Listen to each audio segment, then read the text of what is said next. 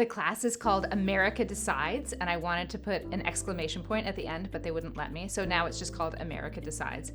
I'm going to position students, or try to position them, to think of ourselves as political scientists, and to even deepen the scientific approach that we're going to take, I'm going to try to coax us to think of political scientists really as animal behaviorists, where the animals that we're studying, instead of the cheetah or the spotted owl, the animals that we're studying are human beings in a political system. This animal behavior approach, I think, is going to allow us to kind of put some distance between our own political views and whatever wackadoodle stuff is happening in the news.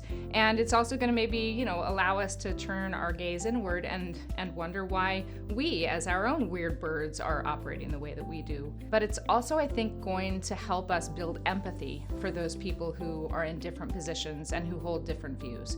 I think empathy is so important to understanding politics and to studying politics and elections in particular, because without it, our society is going to fall apart. But it also, I think it's through an empathetic lens that we can understand why other people are making decisions that don't make any sense to us. I think if you're a political science student, then this is a no-brainer in my view that you would take this class, because it's right up your alley and it's exciting.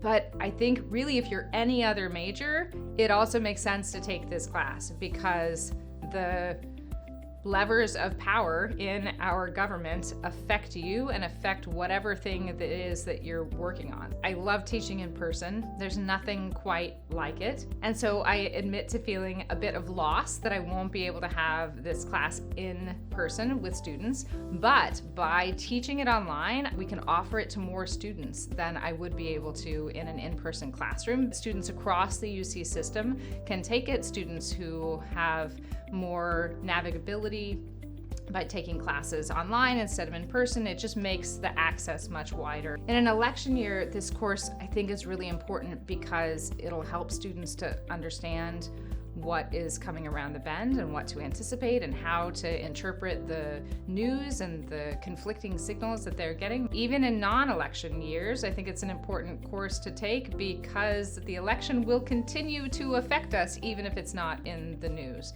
And again, I think it's going to save democracy.